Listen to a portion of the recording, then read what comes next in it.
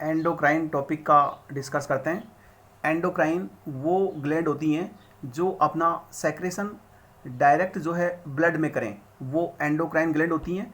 और exocrine gland वो होती हैं जो अपना सेक्रेशन किसी विया डक्ट के थ्रू जो है अपना सेक्रेशन करे। इस तरह से ये होती हैं एक्सोक्राइन ग्लैंड। और एक्सोक्राइन ग्लैंड की बात करें तो जैसे लैक्रामल ग्लैंड है, सलाइवरी ग्लैंड है, ये अपना सेक्रेशन जो है वो यहाँ विया डक्ट के थ्रू यानी एक पाइप के थ्रू जो है अपना सेक्रेशन बॉडी केविटी के अंदर या बॉडी केविटी की सरफेस या इनर सरफेस जो है वहाँ आसपास जो है वो अपना सेक्रेशन डालती हैं। जबकि एंडोक्राइन ग्लैंड जो है वो अपना सेक्रेशन डायरेक्ट ब्लड में डालती हैं, तो वो एंडोक्राइन ग्लैंड कहलाती हैं। और एंडोक्राइन ग्लैंड से रिलीज होने वाले जो सेक्रेशन है उनको हम हार्मोन्स बोलते हैं। जो एक्सोक्राइन ग्लैंड से रिलीज सेक्रेशन है उनको हम हार्मोन्स नहीं बोलते। हार्मोन्स जो है हम एंडोक्राइन ग्लैंड से रिलीज होने वाले जो सेक्रेशन है उनको हम हार्मोन्स बोलते हैं। हमारी बॉडी की हाइट जो है उसमें टॉप एरिया कौन होता है? ब्रेन होता है। और फुट जो है वो सबसे नीचे होता है। टॉप एरिया की यदि हम बात करें तो टॉप एरिया जो है हमारा ये क्या है? ये हमारा ब्रेन है। और इस ब्रेन के अंदर जो है ये ब्रेन है हमारा, और इस ब्रेन में जो है सबसे टॉप एरिया जो है इसमें हमारी एक ग्लैंड स्थित होती हैं, और उस ग्लैंड का नाम होता है पीनियल ग्लैंड। पीनियल ग्लैंड होती हैं, और पीनियल ग्लैंड जो है टॉप एरिया में सिचुएटेड है। और ये हमारे ब्रेन का एक पार्ट होता है थर्ड वेंट्रिकल, और थर्ड वेंट्रिकल से ये अटैच होती हैं। तो थर्ड वेंट्रिकल से अटैच होने वाली और टॉप एरिया में सिचुएटेड ग्लैंड जो है वो कौन सी होती हैं? पीनियल ग्लैंड होती हैं। और सबसे स्मॉलेस्ट ग्लैंड की बात करें साइज में तो वो पीनियल ग्लैंड ही होती हैं। और टॉप एरिया में सिचुएटेड ग्लैंड जो है वो पीनियल ग्लैंड होगी। और इसके जो सेक्रेशन आते हैं उन सेक्रेशन के दो मेन फंक्शन होते हैं, और इसके द्वारा सेक्रेशन जो रिलीज होता है वो कौन सा होता है? मेलाटोनिन। मेलाटोनिन रिलीज होता है। मेलाटोनिन के दो काम होते हैं। एक काम होता है मेलाटोनिन को हमारे जो है बायो क्लॉक, जो हमारी बायोलॉजिकल क्लॉक है उसको रेगुलेट करना। बायोलॉजिकल क्लॉक का मतलब होता है जैसे हम सुबह 4 बजे हमें उठना है, हम अलार्म लगाते हैं, लेकिन अलार्म से पहले ही हम जग जाते हैं, है ना। जो हमने एक टाइमली जो है हमने अपनी दिमाग की क्लॉक जो है वो सेट कर रखी है, यानी बायोलॉजिकल क्लॉक जो है सोने उठने का, खाना खाने का सब एक टाइम होता है। तो वो क्या है? बायोलॉजिकल क्लॉक को रेगुलेट करने का काम मेलाटोनिन करता है। इसके बाद में छोटे बच्चों के अंदर ये जो मेलाटोनिन सेक्रेशन रिलीज करने वाली पीनियल ग्लैंड है वो क्या होती है? वो एक्टिवेट होती हैं। और छोटे बच्चों में इसकी एक्टिविटी होने की वजह से जो है क्या होते हैं, वो उम्र के साथ जैसे जैसे बड़े होते हैं उम्र के साथ इस ग्लैंड की एक्टिविटी कम हो जाती हैं, और ये ग्लैंड जो है वो एट्रोपिक हो जाती हैं। यानी हम कह सकते हैं कि जो सेक्सुअली हार्मोन्स गोनेडोट्रोपिन्स होते हैं उन गोनेडोट्रोपिन्स का रिलीज होना और एक्टिवेट होना जो है 12-13 साल की उम्र के बाद में ज़्यादा होता है। लेकिन इससे पहले गोनेडोट्रोपिन्स को एक्टिवेट होने से उनको इनिबिट करने का काम या उनके सेक्रेशन को रिलीज को कम करने के काम जो है वो कौन सी करेगी? मेलाटोनिन रिलीज करने वाली जो पीनियल ग्लैंड है वो इसके काम को करती हैं। और पीनियल ग्लैंड जो है ये कहाँ स्थित है? टॉप एरिया में। तो इसको हम सेरिब्रम के अंदर स्थित होने की वजह से इसको हम जो है एपीफाइसिस सेरिब्री भी कह सकते हैं। सेरिब्री सेरिब्रम में है इसलिए सेरिब्री, CERI एपीफाइसिस सेरिब्री के नाम से भी जानते हैं। और इसके अलावा इसको एक नाम से और जानते हैं, और एक नाम जो है वो कोनेरियम, CONARIUM, तो इसको हम कोनेरियम के नाम से भी जानते हैं। हमने आपको बताया कि जो पीनियल ग्लैंड है उसके कितने काम होते हैं। पीनियल ग्लैंड के जो है दो मेन काम होते हैं, और ये दो मेन फंक्शन जो है वो है एक तो बायोलॉजिकल क्लॉक को रेगुलेट करना, इसके अलावा मेलाटोनिन रिलीज करके गोनेडोट्रोपिन्स जो सेक्सुअली हार्मोन्स रिलीज होते हैं, गोनेडोट्रोपिन्स वगैरह, उनकी एक्टिविटी को कम करना। कब? जब बच्चे की उम्र जो है वो कम हो, यानी चाइल्ड हो, और चाइल्ड के अंदर गोनेडोट्रोपिन्स के द्वारा सेक्सुअली ऑर्गन्स का डेवलपमेंट नहीं हो, उसके लिए जो है ये बच्चों में ज़्यादा एक्टिव होती हैं, और जैसे जैसे बच्चे की उम्र बढ़ती हैं इसकी एक्टिविटी कम होने की वजह से ये फंक्शनलेस हो जाती हैं। तो ये हमने आपको बताया पीनियल ग्लैंड के बारे में। और यहाँ एक बार देखो, आप यहाँ इसको जूम करिए, ये देखो आपके सामने है, ये हमारे सामने है कौन सी, पीनियल ग्लैंड। पीनियल ग्लैंड जो है वो आपको यहाँ इसके अंदर जो है नहीं मिल रही है, कोई बात नहीं है, लेकिन आपको यहाँ देखना है कि पीनियल ग्लैंड जो हमारा टॉप एरिया है वो यहाँ पीनियल ग्लैंड जो है वो प्रेजेंट होती हैं। पीनियल ग्लैंड के बाद में अब जो है वो है थायराइड ग्लैंड। और थायराइड ग्लैंड की स्ट्रक्चर जो है वो देखो इस तरह से बटरफ्लाई शेप में है, और थायराइड ग्लैंड जो है वो हमारे इस तरह से नेक के अंदर, गले के अंदर जो है वो सिचुएटेड होती हैं। ये हमारी क्या है, ये थायराइड ग्लैंड होती हैं। और थायराइड ग्लैंड जो है उसमें क्या होता है, थायराइड ग्लैंड जो है वो बटरफ्लाई शेप में इस तरह से होती हैं, और इस हमारे गले के अंदर सिचुएटेड होती हैं और बटरफ्लाई शेप में होती हैं। जबकि थायराइड ग्लैंड के पीछे कौन सी ग्लैंड होती हैं, पेरा थायराइड ग्लैंड। और थायराइड ग्लैंड जो है वो 2 लोब्स में डिवाइड होती हैं, जबकि यहाँ पेरा थायराइड ग्लैंड जो है वो कितने लोब में डिवाइड होती हैं, वो 4 लोब में डिवाइड होती हैं। और सबसे लार्जेस्ट ग्लैंड की बात करी जाए तो वो थायराइड ग्लैंड ही होती हैं। यदि एंडोक्राइन में सबसे लार्जेस्ट ग्लैंड पूछे तो आंसर होगा एज ए थायराइड ग्लैंड। और हमारी जो ये स्टर्नम है, ये स्टर्नम है, और इस स्टर्नम के पीछे यानी कौन सी ग्लैंड है जो इस स्टर्नम के बेहिंड यानी पीछे स्थित होती हैं, और वो ग्लैंड होती हैं थाइमस ग्लैंड। हमने कहा थायराइड ग्लैंड गले के अंदर बटरफ्लाई शेप में होती हैं, इसके पीछे पैराथायराइड ग्लैंड होती हैं, और स्टर्नम के पीछे जो है वो थाइमस ग्लैंड प्रेजेंट होती हैं। थाइमस ग्लैंड जो है वो क्या काम करती हैं, ये टी लिम्फोसाइट का डेवलपमेंट करती हैं, यानी टी सेल का डेवलपमेंट करती हैं। पहले हमें थायराइड की बात कर लेते हैं। थायराइड ग्लैंड के बारे में हमने कहा बटरफ्लाई शेप में होती हैं और 2 लोब में डिवाइड होती हैं, जबकि पैराथायराइड जो है वो 4 लोब में डिवाइड होती हैं। Largest gland is thyroid gland, और स्टर्नम के पीछे हमने कहा थाइमस ग्लैंड। और थाइमस ग्लैंड की यदि हम बात करें तो थाइमस ग्लैंड जो है इसकी इंपॉर्टेंट बातें क्या होंगी, एक तो ये थाइमस रिलीज करती हैं, थाइमस रिलीज करेंगी। इसके अलावा टी सेल को मैच्योर करने का काम, यानी टी सेल कहो या टी लिम्फोसाइट कहो, टी लिम्फोसाइट को मैच्योर करने का काम थाइमस ग्लैंड के द्वारा यहाँ होता है। और एक स्पेसिफिक एज के बाद में ये ग्लैंड जो है वो भी क्या होती है, एट्रोपिक हो जाती हैं, यानी फंक्शनलेस हो जाती हैं। तो हम कह सकते हैं कि हमारी बॉडी में ऐसी 2 कौन सी ग्लैंड है जो एक स्पेशली एज के बाद जो है वो क्या हो जाती हैं, वो एट्रोपिक हो जाती हैं। तो हम कह सकते हैं ये 2 ग्लैंड है। एक हमारे सामने पीनियल ग्लैंड है जिसके द्वारा रिलीज मेलाटोनिन होता है, और एक हमने कहा थाइमस ग्लैंड, और थाइमस ग्लैंड से जो है क्या रिलीज होता है, इससे थाइमस रिलीज होता है जो कि टी लिम्फोसाइट को मैच्योर करने का काम करता है। जबकि पीनियल ग्लैंड से मेलाटोनिन रिलीज होता है। इसके 2 काम है, बायोलॉजिकल क्लॉक को रेगुलेट करना, और सेकंड काम हमने बताया ये जो है उम्र के साथ फंक्शनलेस होती जाती हैं, और छोटे बच्चों में गोनेडोट्रोपिन जो रिलीज होते हैं उनको इनहिबिट करने का काम करते हैं, जिससे सेक्सुअली ऑर्गन्स का मैक्सिमम डेवलपमेंट नहीं हो। और स्पेसिफिक एज के बाद पीनियल ग्लैंड और थाइमस ग्लैंड जो है दोनों क्या हो जाती हैं, फंक्शनलेस हो जाती हैं।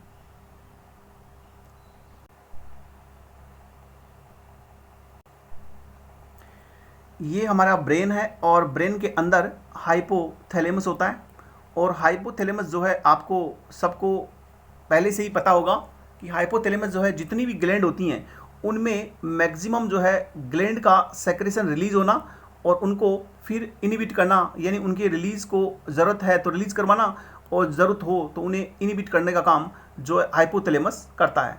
हमने जो है पिट्यूटरी ग्लैंड की बात करें तो पिट्यूटरी ग्लैंड के एंटीरियर पार्ट को स्पेशली हम क्या बोलते हैं, इसको मास्टर ग्लैंड बोलते हैं। और मास्टर ग्लैंड के ऊपर भी एक मास्टर ग्लैंड स्थित होती हैं जिसको हम हाइपोथैलेमस बोलते हैं, क्योंकि मास्टर ग्लैंड को भी कंट्रोल हाइपोथैलेमस करता है। और हाइपोथैलेमस जो है मास्टर ग्लैंड को कंट्रोल करने की वजह से इसको मास्टर ऑफ मास्टर ग्लैंड भी बोल सकते हैं, यानी हम इस ग्लैंड को मास्टर ऑफ मास्टर ग्लैंड भी बोल सकते हैं। और ये क्या है, हाइपोथैलेमस, क्योंकि हाइपोथैलेमस एज ए ग्लैंड काम कर रहा है। वैसे ब्रेन का पार्ट है लेकिन ये एज ए ग्लैंड काम करता है, तो इसको मास्ट ऑफ मास्टर ग्लैंड भी बोल सकते हैं या मास्ट ऑफ मास्टर पार्ट भी बोल सकते हैं।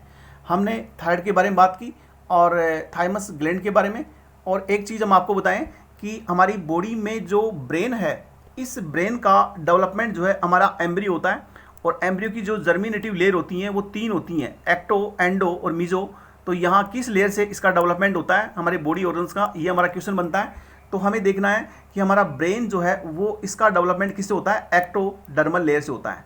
और एक्टोडर्मल लेयर से ब्रेन का डेवलपमेंट होता है। तो आप याद रखिए ब्रेन के अंदर कौन सी ग्लैंड सिचुएटेड है, एक तो पीनियल ग्लैंड सिचुएटेड है, पीनियल ग्लैंड स्थित है, और एक जो है कौन सी ग्लैंड स्थित है, एक है पिट्यूटरी ग्लैंड। तो पिट्यूटरी ग्लैंड हो या पीनियल ग्लैंड हो या ये हमारा ब्रेन हो, इन सब का डेवलपमेंट किससे होता है, एक्टोडर्मल लेयर से। इसके साथ में हमारे ये हमारे किडनी हैं, और किडनी के ऊपर कौन सी ग्लैंड होती हैं, ये एड्रिनल ग्लैंड होती हैं। और एड्रिनल ग्लैंड के 2 पार्ट होते हैं, कोर्टेक्स और एक मेडुला पार्ट। तो आपको याद रखना है एड्रिनल ए वर्ड्स पकड़ो, और यहाँ ये क्या है, मेडुला। तो एड्रिनल मेडुला का डेवलपमेंट भी जो है वो एक्टोडर्मल लेयर से होता है। और एक्टोडर्मल लेयर से यदि इसका डेवलपमेंट होता है तो आप ट्रिक बनाएंगे कि हमारा ब्रेन का डेवलपमेंट सबसे बाहरी लेयर एक्टोडर्मल से होता है, और इसके अंदर 2 ग्लैंड स्थित है, कौन सी, पी एंड पी, यानी पिट्यूटरी और पीनियल ग्लैंड। इसका डेवलपमेंट ही इसी एक्टोडर्मल लेयर से होता है। साथ साथ में ए एम यानी मॉर्निंग, ए एम का मतलब क्या होता है, मॉर्निंग। तो आप ए का मतलब लगाएंगे एड्रिनल, और वो भी कौन सा पार्ट, मेडुला। इसका डेवलपमेंट होता है एक्टोडर्मल लेयर से। तो आप इन सबको कंबाइन कीजिए कि ए एम मॉर्निंग के समय क्या होता है, प्री एंड क्या होता है, पी पी, प्री प्रेंडियल। जैसे हम शुगर की जांच करते हैं उसको हम क्या बोलते हैं, प्री प्रेंडियल, खाली पेट, खाना खाने से पहले मॉर्निंग के टाइम करते हैं तो इसको प्री प्रेंडियल बोलते हैं। और यदि हम इसको पोस्ट प्रेंडियल बोलते तो इसका मतलब खाना खाने के बाद हमें ये जांच करनी होती है।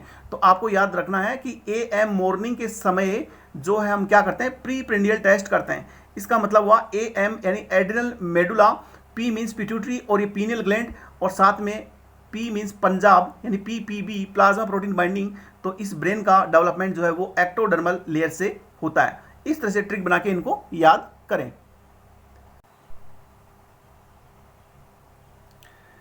पैंक्रियाज ग्लैंड की बात करते हैं। ये पैंक्रियाज ग्लैंड है, और पैंक्रियाज ग्लैंड की यदि हम बात करें तो पैंक्रियाज ग्लैंड जो है इसका सेक्रेशन देखो डिओड्रम में भी रिलीज होता है, और डिओड्रम में एक डक्ट के थ्रू इस तरह से रिलीज होता है।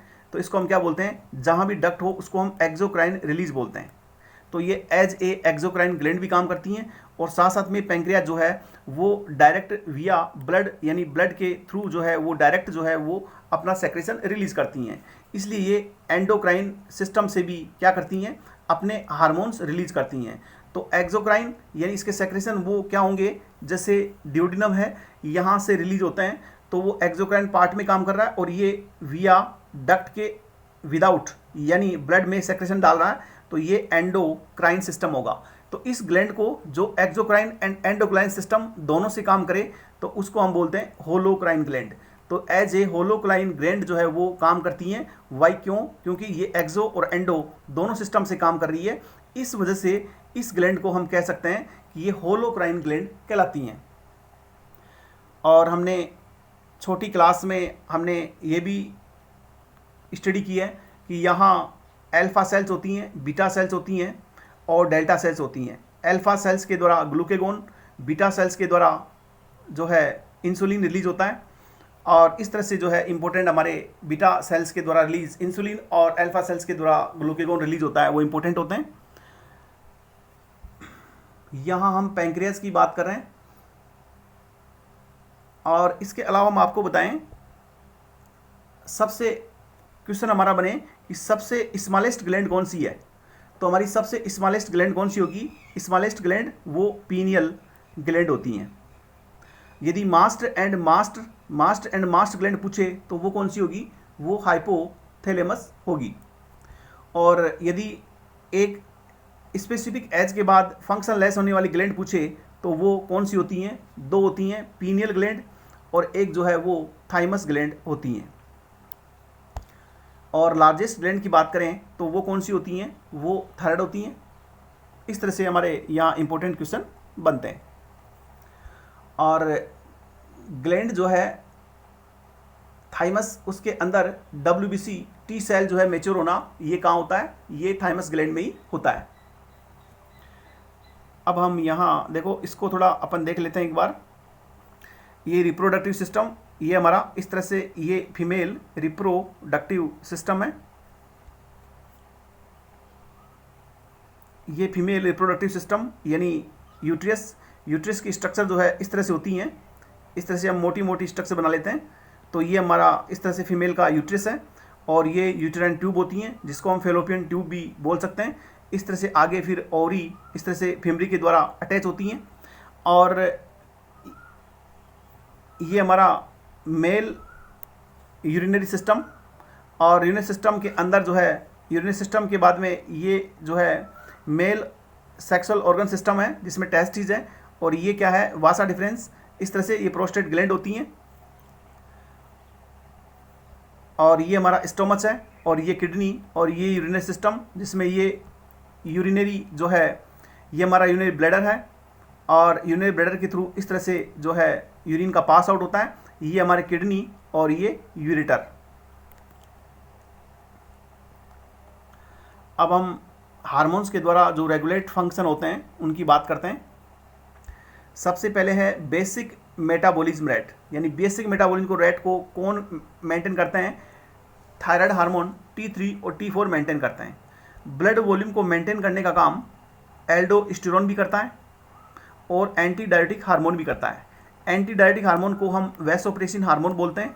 एंटी डायबिटिक हार्मोन जो है वो क्या करता है? एंटी डायबिटिक हार्मोन ये वाटर का हमारी बॉडी में रिटेंशन करता है। यानी जब भी एंटी डायबिटिक हार्मोन प्रेजेंट होगा, वैसोप्रेसिन हार्मोन, सॉरी इसको हमने यहाँ निशान लगा दिया, आप पहले इसको देख लीजिए। एंटी डायबिटिक हार्मोन है, इसी को हम वैसोप्रेसिन बोलते हैं। और वैसोप्रेसिन हार्मोन्स का काम होता है क्या? वाटर को रिटेंशन करना। यानी ये प्रेजेंट होता है हार्मोन, तो हमारे यूरिन से जो वाटर ज़्यादा बाहर जा रहा है उसको अंदर लेना, यानी रिटेंशन करने का काम ये एडीएच हार्मोन को करता है, और ये ऑस्मोटिक प्रेशर को मेंटेन करेगा। जबकि एल्डोस्टेरोन जो है वो इलेक्ट्रोलाइट एंड वाटर दोनों का रिटेंशन करता है। यानी वाटर परमेबिलिटी को इंक्रीज कौन करता है? Aldosterone, sorry anti diabetic hormone, या इसको हम कह सकते हैं वैसोप्रेसिन। जबकि इलेक्ट्रोलाइट एंड वाटर बैलेंस का काम यानी रिटेंशन करना, ये काम किसका होता है? ये एल्डोस्टेरोन हार्मोन्स का होता है।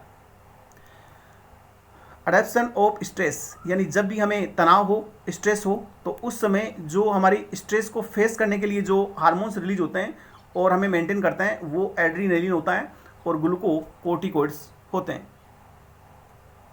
कैल्शियम बैलेंस की बात करें तो कैल्शियम बैलेंस करने का काम कैल्शियम, विटामिन डी, और एक जो है, सॉरी ये कैल्शियम नहीं होगा, ये कैल्सीटोनिन हार्मोन होगा। कैल्सीटोनिन हार्मोन वो इसको मेंटेन करता है। एक विटामिन डी और एक जो है वो क्या है?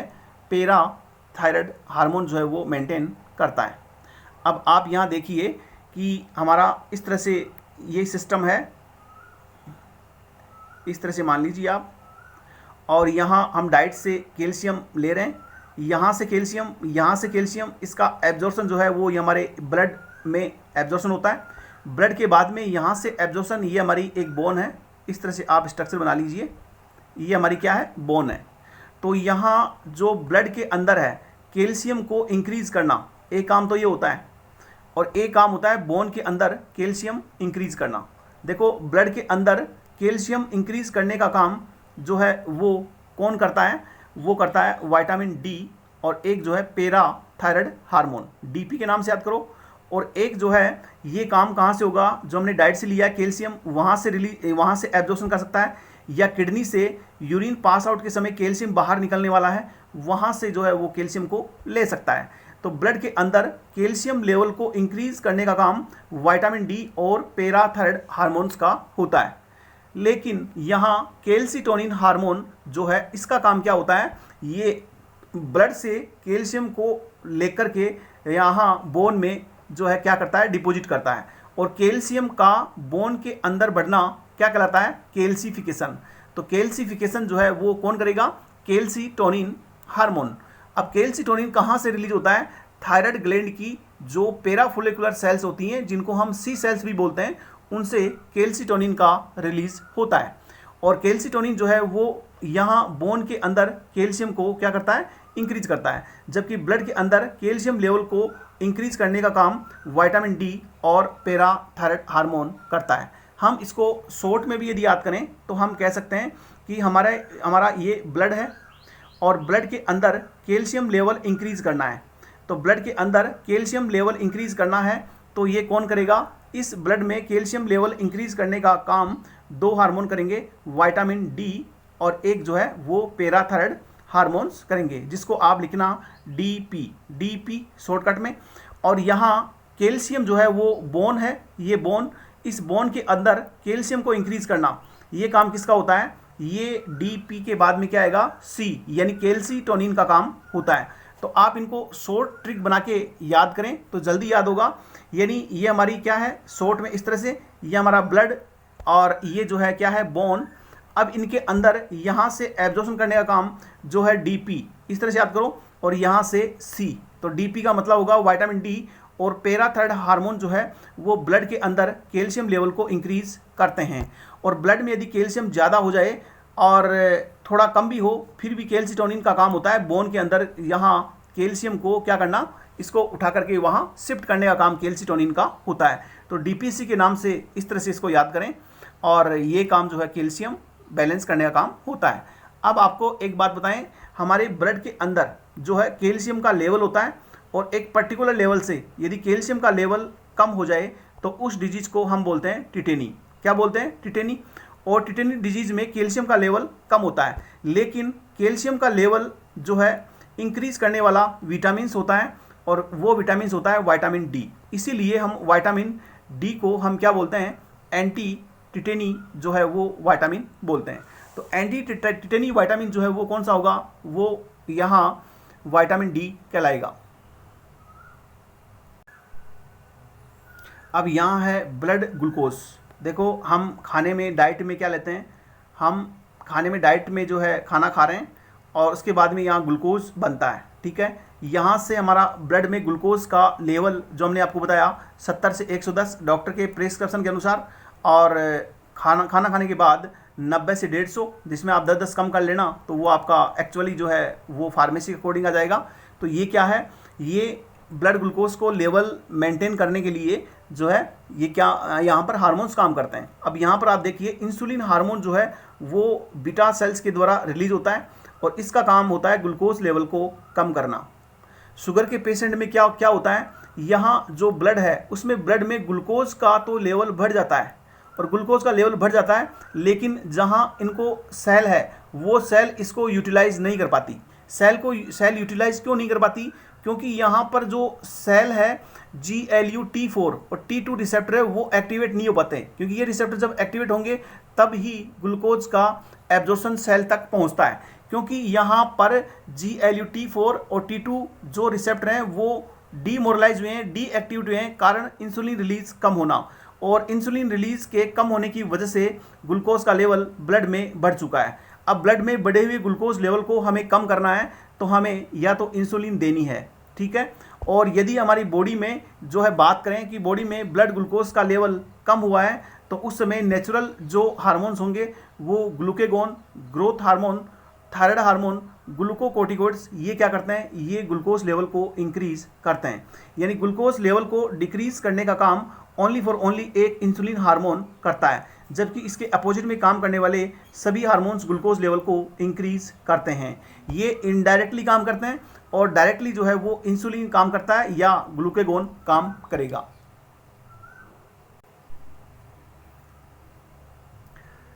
ग्लैंड को हमने दो पार्ट में डिवाइड किया, और इसके अंदर जो है दो पार्ट में डिवाइड जो है कौन कौन सी होगी, एक तो एक्सोक्राइन और एक एंडोक्राइन ग्लैंड्स। हमने कहा कि वो ग्लैंड जो अपना सेक्रेशन एक विया डक्ट के थ्रू जो है अपना सेक्रेशन यहाँ कोई बॉडी कैविटी हो उस बॉडी कैविटी के इनर सरफेस में जो है डाले, या आउटर सरफेस पे डालें, यानी बॉडी कैविटी के अंदर डालें, तो वो एक्सोक्राइन ग्लैंड कहलाती हैं। जैसे लैक्रामेल ग्लैंड जो टीयर बाहर निकालती हैं, सलाइवरी ग्लैंड जो सलाइवा बाहर निकालती हैं, ये सब क्या हैं, वो एक्सोक्राइन ग्लैंड होती हैं।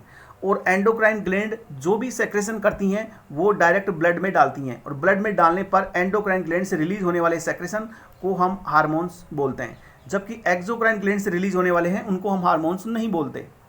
और एंडोक्राइन ग्लैंड जो है वो देखो, पीनियल ग्लैंड जो ब्रेन में थर्ड वेंट्रिकल से अटैच है, पिट्यूटरी ग्लैंड जो ब्रेन में सिचुएटेड है, हमने आपको बताया पीनियल ग्लैंड और पिट्यूटरी ग्लैंड, और इसके अलावा एड्रिनल मेडुला, इनका डेवलपमेंट किससे हमने बताया था आपको, एक्टोडर्मल लेयर से। और थायराइड ग्लैंड की बात करें तो थायराइड ग्लैंड में 2 लोब्स और ये बटरफ्लाई शेप में हमने आपको बताया। और यहाँ पैराथायराइड ग्लैंड की बात करें तो वो हमने बताया आपको 4 लोब्स में होती हैं, जबकि एड्रिनल ग्लैंड की बात करें तो ये किडनी के ऊपर सिचुएटेड होती हैं, और इसके 2 पार्ट होते हैं। एक जो है, एक पार्ट कौन सा होता है, ये एड्रिनल कॉर्टेक्स, और एक होता है एड्रिनल मेडुला। और एड्रिनल मेडुला AM मॉर्निंग के समय हम नाश्ता करते हैं तो PP यानी PP, इन सब का डेवलपमेंट किससे बताया हमने, इनका डेवलपमेंट जो है वो किससे होगा, वो जो है एक्टोडर्मल लेयर से होता है। एड्रिनल ग्लैंड के बाद में पैंक्रियाज, जिसको हमने बताया एक्सो और एंडो दोनों सिस्टम से काम करती हैं, इसको हमने होलोक्राइन ग्लैंड का नाम दिया। और यहाँ टेस्टिस और उसके बाद में जो है ओवरीज, ये सब क्या होते हैं, ये मेल और ये फीमेल ऑर्गन्स है, इनको भी हम जो है एंडोक्राइन सिस्टम में लेते हैं, और बाकी ये मेल और फीमेल सेक्सुअली ऑर्गन सिस्टम से रिलेटेड होते हैं। अब हम इनका थोड़ा डिस्कस कर लेते हैं। पीनियल ग्लैंड जो है वो थर्ड वेंट्रिकल से अटैच होती हैं, हमने यही बताया आपको, और 10 mm लॉन्ग होती हैं और रेडिश ब्राउन कलर है इसका। मेलाटोनिन रिलीज होती हैं, जिसके 2 काम होते हैं, एक तो बायोलॉजिकल क्लॉक को जो है उसको मेंटेन करना, regulated circadian rhythm of human body, and inhibit secretion of gonadotropins, यानी गोनेडोट्रोपिन्स जो रिलीज होने वाले हैं FSH LH, उनको इनहिबिट करने का काम करते हैं। कब, जब तक प्यूबर्टी नहीं हो, यानी बच्चा बड़ा नहीं हो। और पिट्यूटरी ग्लैंड की यदि हम बात करें तो पिट्यूटरी ग्लैंड जो है वो हमारे ब्रेन के अंदर सिचुएटेड है, इसका डेवलपमेंट एक्टोडर्मल लेयर से होता है। इसको हम मास्टर ग्लैंड भी बोलते हैं और इसको हाइपोफिसिस भी बोलते हैं। और ये कहाँ लोकेटेड होती है, इन हाइपोफिसिल फोसा, यानी हाइपोथैलेमस जो है वहाँ कोई स्पिनोड बोन होगी, और स्पिनोड बोन जो है उसकी इस तरह से कोई गुफा है, इस तरह से यूँ मान लीजिए ये गुफा है, तो यहाँ जो है ये लोकेटेड होती हैं पिट्यूटरी ग्लैंड, और ये मटर के दाने की साइज़ में होती हैं, यानी पिट्यूटरी ग्लैंड। और इसका वेट जो है वो 500 mg होता है, यानी 500 ग्राम नहीं होता है, ध्यान रखना 500 mg होता है।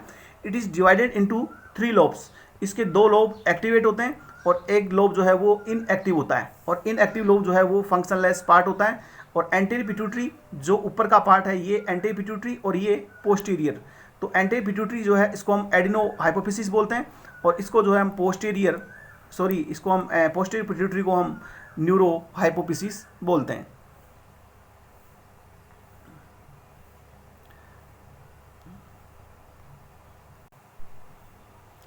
अब यहाँ हम देखेंगे एंटीरियर पिट्यूटरी पार्ट है, जिसको हमने मास्टर ग्लैंड तो है ही, लेकिन साथ साथ में एंटीरियर पिट्यूटरी पार्ट को विशेष हम मास्टर ग्लैंड बोलते हैं। और इसके द्वारा जो यहाँ पर 3 टाइप की सेल्स होती हैं, A, B और C। A, B और C। A means acidophilic cells, acidophilic cells के द्वारा ग्रोथ हार्मोन्स रिलीज होते हैं, और एक जो है एसिडोफिलिक सेल से प्रोलैक्टिन हार्मोन्स का रिलीज होता है। इसके बाद में बेसोफिल सेल्स की यदि हम बात करें तो इससे थायराइड स्टिमुलेटिंग हार्मोन्स रिलीज होता है, और इसके अलावा G यानी गोनेडोट्रोपिन्स हार्मोन्स रिलीज होते हैं। और गोनेडोट्रोपिन्स हार्मोन्स में 2 आते हैं, एक FSH और एक LH हार्मोन्स आते हैं।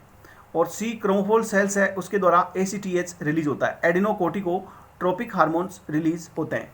अब आप यहाँ देखेंगे कि सबसे पहले एसिडोफिलिक सेल्स के द्वारा ग्रोथ हार्मोन्स रिलीज होता है, और ग्रोथ हार्मोन्स का फंक्शन होता है promote the growth of all organs except brain and eyes, यानी जितने भी ऑर्गन्स हैं उनको डेवलप करना, ये काम ग्रोथ हार्मोन्स का होता है, लेकिन ब्रेन एंड आइज इनको छोड़कर होता है।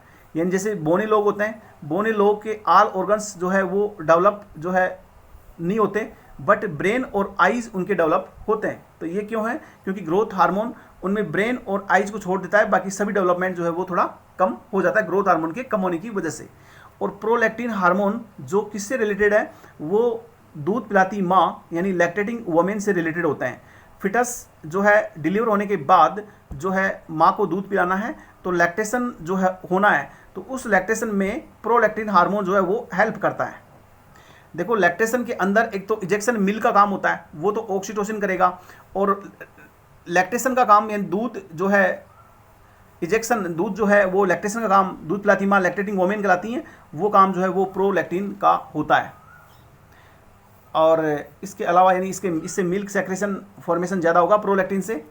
इसके बाद हम बेसोफिल सेल्स की बात करें तो बेसोफिल सेल्स में देखो टीजी ट्राइग्लिसराइड के नाम से याद करो, बीटीजी यानी T means thyroid stimulating hormones release होता है, और थायराइड हार्मोन्स जो रिलीज हो रहा है, थायराइड स्टिमुलेटिंग हार्मोन रिलीज हो रहा है, इसका काम होता है थायराइड ग्लैंड से जो T3 और T4 का सिंथेसिस होता है उसको कंट्रोल करने का काम कौन कर रहा है, TSH। और TSH के ऊपर भी एक बड़े भाई साहब बैठे हैं, और उन बड़े भाई साहब का नाम क्या है, TRH थायराइड रिलीजिंग हार्मोन। और थायराइड रिलीजिंग हार्मोन जो है वो कौन से भाई साहब रिलीज कर रहे हैं, उनका नाम है हाइपोथैलेमस। यानी हाइपोथैलेमस से रिलीज थायराइड रिलीजिंग हार्मोन्स, उसको मेंटेन करने का काम कौन कर रहा है, ये TSH को। TSH कहाँ से रिलीज हो रहा है, ये पिट्यूटरी ग्लैंड के एंटीरियर पार्ट जो है उसकी बेसोफिल सेल से रिलीज हो रहा है, और थायराइड स्टिमुलेटिंग हार्मोन जो है वो T3 T4 को जो है वो सिंथेसिस को मेंटेन कर रहा है। इसके अलावा गोनेडोट्रोपिन्स जो है वो रिलीज होते हैं FSH और LH, और FSH LH जो गोनेडोट्रोपिन रिलीज हार्मोन है, वो गोनेडोट्रोपिन रिलीजिंग हार्मोन जो है इनके ऊपर भी जो है क्या होते हैं, इनके ऊपर भी मास्टरमाइंड बैठे हैं हाइपोथैलेमस से रिलीज करने वाले, और वो आपको नाम बताएं, gonadotropin releasing hormones, GN gonadotropin GnRH gonadotropin releasing hormone, इस तरह से। और यदि माना कि गोनेडोट्रोपिन को रिलीज करवाना ही नहीं है, ज़रूरत है ही नहीं, तो गोनेडोट्रोपिन रिलीजिंग हार्मोन का काम होता है ओनली रिलीज करना। अब इसके अगेंस्ट में काम करने वाला गोनेडोट्रोपिन रिलीजिंग इनहिबिटिंग हार्मोन होगा, तो GnRIH वो क्या होगा, वो इस हार्मोन्स को इनहिबिट करेगा, जिससे गोनेडोट्रोपिन्स का रिलीज कम हो जाएगा। इसी तरह यदि हम आगे और बात करें, अब यहाँ स्पेस कम है मैं इसको हटाता हूँ, और इसके अलावा हम आपको बताएं, जैसे हमने कहा ये, और अब मैं कहता हूँ हमारा ये क्या है, ग्रोथ हार्मोन, और ये क्या है, प्रोलैक्टिन। अब ग्रोथ हार्मोन जो है वो कहाँ से रिलीज हो रहा है, ये एसिडोफिलिक सेल से रिलीज हो रहा है। इसको मेंटेन करने के लिए हाइपोथैलेमस में क्या होगा, इसको मेंटेन करने के लिए जो है ग्रोथ हार्मोन रिलीजिंग कोई ना कोई हार्मोन होगा। इसी तरह प्रोलैक्टिन की बात करें तो प्रोलैक्टिन जो है प्रोलैक्टिन रिलीजिंग हार्मोन होता है, और प्रोलैक्टिन रिलीजिंग को इनहिबिट करना है तो प्रोलैक्टिन रिलीजिंग इनहिबिटिंग हार्मोन होगा, जो कि क्या करेगा, ये डोपामाइन लेवल को कम कर देगा। इस तरह से जो है ये सिस्टम हमारी बॉडी में रेगुलेट होता है। यदि हम यहाँ गोनेडोट्रोपिन्स की बात करें तो FSH हार्मोन है, फॉलिकल स्टिमुलेटिंग हार्मोन, तो नाम से स्पष्ट हो रहा है फॉलिकल स्टिमुलेटिंग हार्मोन, यानी फॉलिकुलर ग्रोथ कर रहा है। देखो induce follicular growth and development of ovum, ठीक है।